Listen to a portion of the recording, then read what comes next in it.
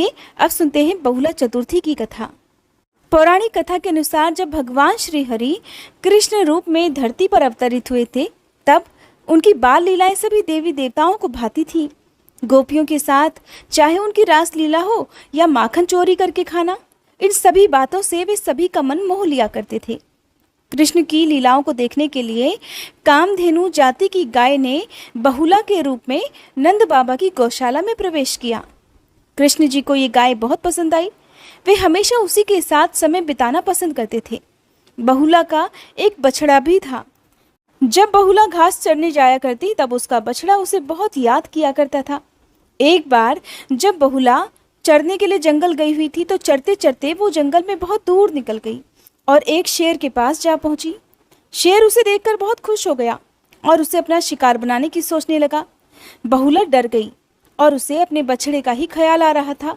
जैसे ही शेर उसकी ओर आगे बढ़ा कि बहुला ने उससे कहा कि वो उसे अभी ना खाए, घर में उसका बछड़ा बहुत भूखा है, उसे दूध पिलाकर वो वापस आ जाएगी, तब वो उसे खा ले।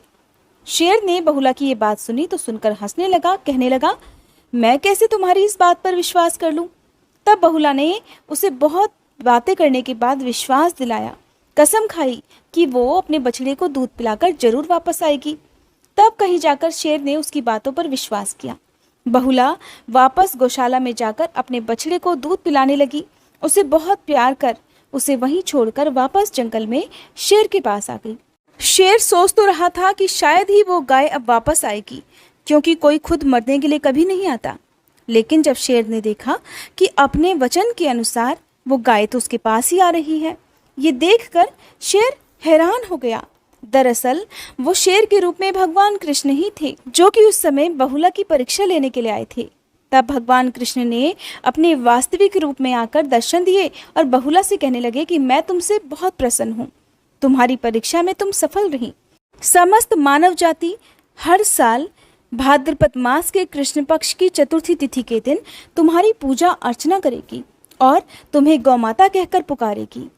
भगवान कृष्ण ने कहा कि जो भी ये व्रत रखेगा उसे सुख, समृद्धि, धन, ऐश्वर्य और संतान की प्राप्ति होगी। आपको